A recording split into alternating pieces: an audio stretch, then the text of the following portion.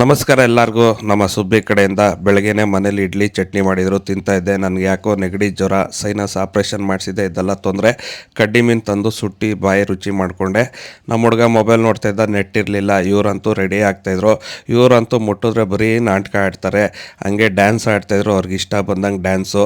ಅಷ್ಟೊತ್ತು ನಮ್ಮ ಹುಡುಗನಿಗೆ ಹೋಮ್ವರ್ಕ್ ಬರೆಸ್ತಾ ಇದ್ದೆ, ಅವನಿಗಂತೂ ತೀಟೆ ಕೊಡ್ತಾಯಿದ್ರು. ಪಾಪ ತಿಂಡಿ ಅಂತೂ ಇಲ್ಲ ಅಂತ ಕಾಬೂಲ್ ಕಡಲೆ ಒಗ್ಗರಣೆ ಮಾಡಿಸಿ ತಿಂತಾಯಿದ್ರು. ಗಾಡಿಗೆ ಹೋಗ್ಬೇಕಾದ್ರೆ ಮುಂಚೆ ತಿಂಡಿ ಬರೋದು, ಈಗೇನು ತಿಂಡಿಲ್ಲ. ಅಕ್ಕ ವೀಡಿಯೋ ಮಾಡ್ತೀನಂತ ಕೂತ್ಕೊಂಡ್ಲು. ಅಣ್ಣನಿಗಂತೂ ಹೊಡೆದು ಇಡ್ತಾಳೆ.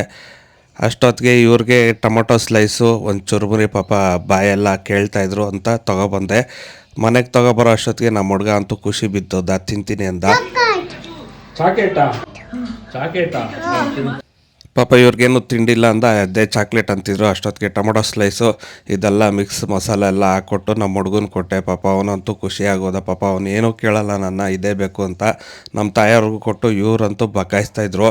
ನಮ್ಮ ಸುಬ್ಬಿಯವರು ತಟ್ಟೆ ಎಸಿತಾ ಇದ್ದಾಗ ಹಣ್ಣಿಗೆ ಹಿಂಸೆ. ನಾನಾಗಿ ತಲ್ತಿರ್ತೀನಿ, ನೆಮ್ಮದಿಯಾಗಿ ಮನೆ ಕಡಕ್ಕೆ ಬಿಡಲ್ಲ.